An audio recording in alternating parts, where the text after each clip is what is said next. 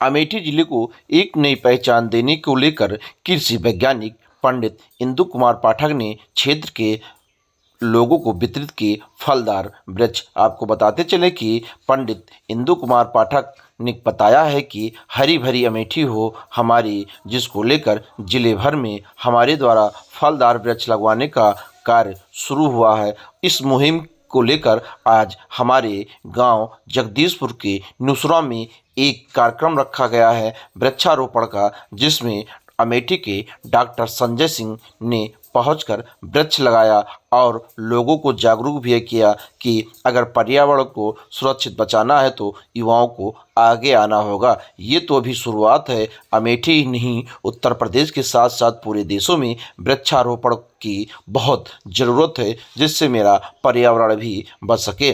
आज जगदीशपुर के निसुरा गांव में डॉक्टर संजय सिंह ने करीब 1.25 लाख फलदार वृक्षारोपण लगाने का जो मुहिम कृषि वैज्ञानिक पंडित इंदु कुमार पाठक ने छेड़ा है, उसकी शुरुआत की एक फलदार वृक्ष लगाकर, जिसको लेकर डॉक्टर संजय सिंह ने लोगों को जागरूक भी किया। सबसे पहले तो इंदु कुमार पाठक जी का मैं आभारी हूँ कि उन्होंने वृक्षारोपण, जो कि प्रकृति की रक्षा के लिए अहम है, बहुत ही अहम है, और आज ही नहीं तब तक अहम रहेगा जब तक प्राकृतिक बैलेंस न हो जाए।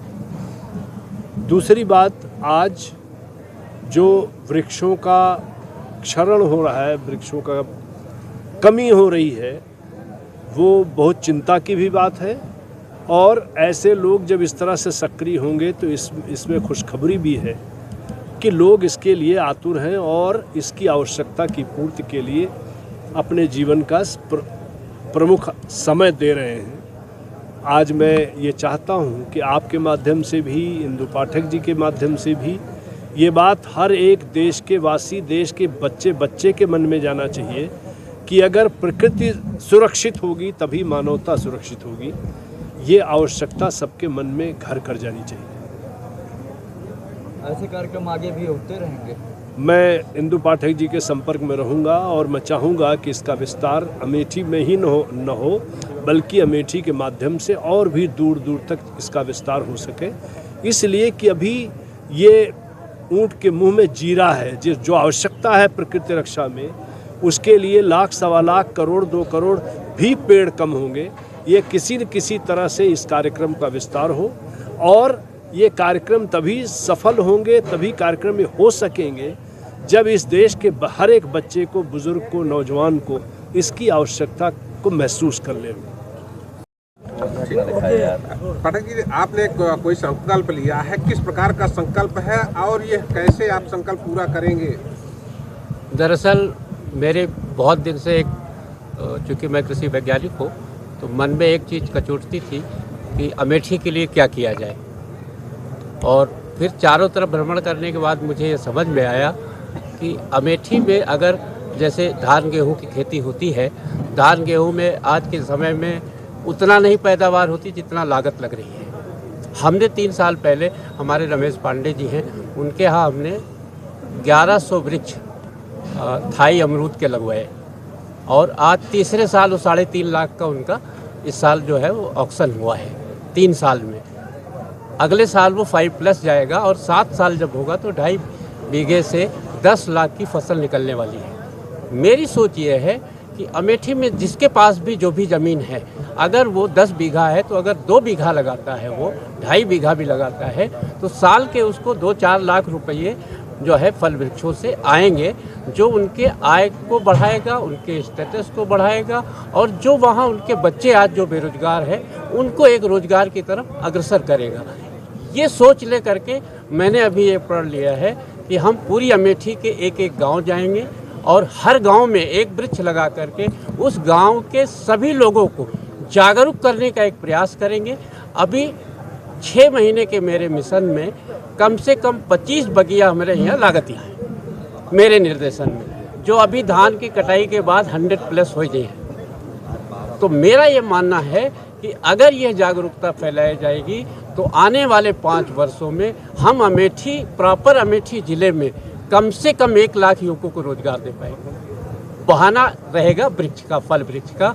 उसमें फल वृक्षों में जो सरल फल वृक्ष हैं, जिनमें कोई परेशानी नहीं है, जिनमें ज़्यादा लागत नहीं है और उत्पादन और आय अच्छी है, उनको पहले शुरुआत करेंगे। उसके बाद फिर हम और हाइब्रिड्स की तरफ बढ़ेंगे, लेकिन पहली शुरुआत हमारी ये होगी। तो पूरा उद्देश्य हमारा है कि कैसे फलदार अमेठी बने, पूरे उत्तर प्रदेश में अमेठी फलों के नाम से जानी जाए, और हम अमेठी में जब हम 1 लाख रोजगार दे सकते हैं अगर इस माध्यम से, जो आज हमारे पढ़े लिखे युवा बेरोजगार हैं, और अभी इस मिशन में युवाओं की सहभागिता 100% पाई जा रही है, उनमें बड़ा जोश है काम करने का, और वही बी किए हुए जो लड़का है उसने ये काम किया, उससे हमको भी प्रेरणा मिली और आगे बढ़ने का हमको भी हिम्मत आई है। सरकार प्रतिवर्ष करोड़ों जो है पौधरोपित कराती है, लेकिन कहीं ना कहीं वो जो है सुरक्षा संरक्षण के अभाव में जो है खराब हो जाते हैं। ऐसे में